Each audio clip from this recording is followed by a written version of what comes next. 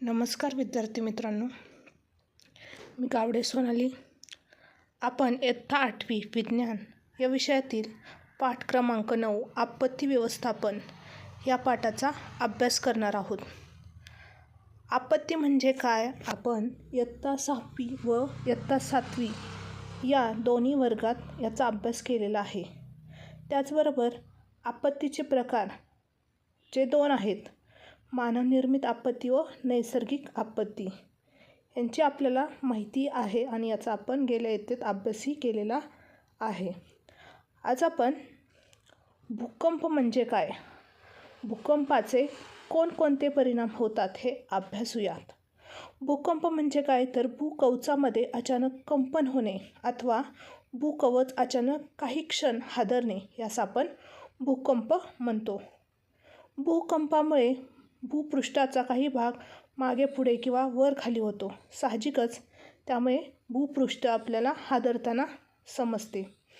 भूगर्भात निर्माण होणारे धक्के व लाटा जमिनीच्या आत आणि वरच्या पृष्ठभागावर सर्व दिशांनी पसरताना आपल्याला याच्यामध्ये दिसतात. भूकंप नाभीच्या अगदी वर भूपृष्ठावर असलेल्या बिंदूस भूकंपाचा आपण केंद्रबिंदू म्हणतो. तीव्र स्वरूपाच्या लाटा, हादरे सर्वप्रथम केंद्रालगत येऊन पोचतात, त्यामुळे तिथे हानीचे प्रमाण सर्वात जास्त असते. भूकंपाचे हादरे हे सौम्य किंवा तीव्र अशा दोन्ही स्वरूपाचे असू शकतात. पृथ्वीवर होणाऱ्या विध्वंसक भूकंपापेक्षा सौम्य भूकंपाची संख्या खूपच जास्त आपल्याला पाहायला मिळते. बघा, पृथ्वीवर दररोज कोठे ना कोठे भूकंप होतो. नॅशनल अर्थक्वेक्स इन्फॉर्मेशन सेंटरच्या निरीक्षणानुसार आपल्या पृथ्वीवर प्रत्येक वर्षाला सुमारे 12,400 ते 14,000 भूकंप होतात. यासाठी आपल्याला एक वेबसाईट आहे www.eris.edu. यावरून आपल्याला सर्चिंग केलं तर याची अधिक माहिती मिळेल की पृथ्वी सतत आपल्याला कमी अधिक कंपनात पावत असते. या भूकंपामध्ये आपल्याला हे लक्षात येते. शेजारी काही चित्र दिलेले आहेत. भूकंपामुळे गेलेले इमारतीला तडे आहेत आणि दुसऱ्या चित्रामध्ये भूकंप नाभी व भूकंप केंद्र कसे असतात ते आपल्याला पाहायला या चित्रामध्ये मिळत आहे. भूकंपाची नोंद घेणाऱ्या यंत्रास आपण सेस्मोग्राफ अथवा सेस्मोमीटर असे म्हणतो. तसेच भूकंपाची तीव्रता मोजण्यासाठी रिश्टर स्केल या एककाचा वापर केला जातो. हे गणिती एकक आहे. भूकंपाच्या परिणामाचे वर्णन दिले आहे. या तक्त्याच्या सहाय्याने आपण ते अभ्यासूया.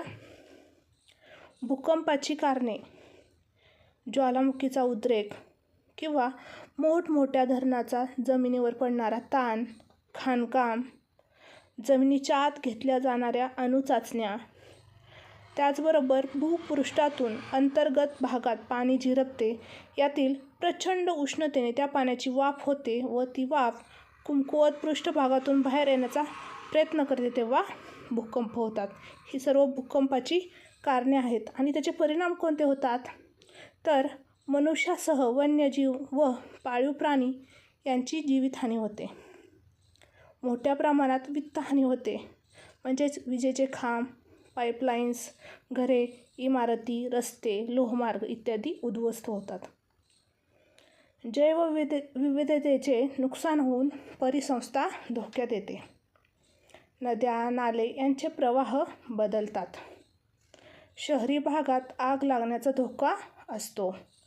समुद्राच्या तळाशी भूकंप झाल्यास त्सुनामी लाटा निर्माण होऊन किनारपट्टीच्या भागाचे खूप मोठ्या प्रमाणावर नुकसान होण्याची शक्यता असते.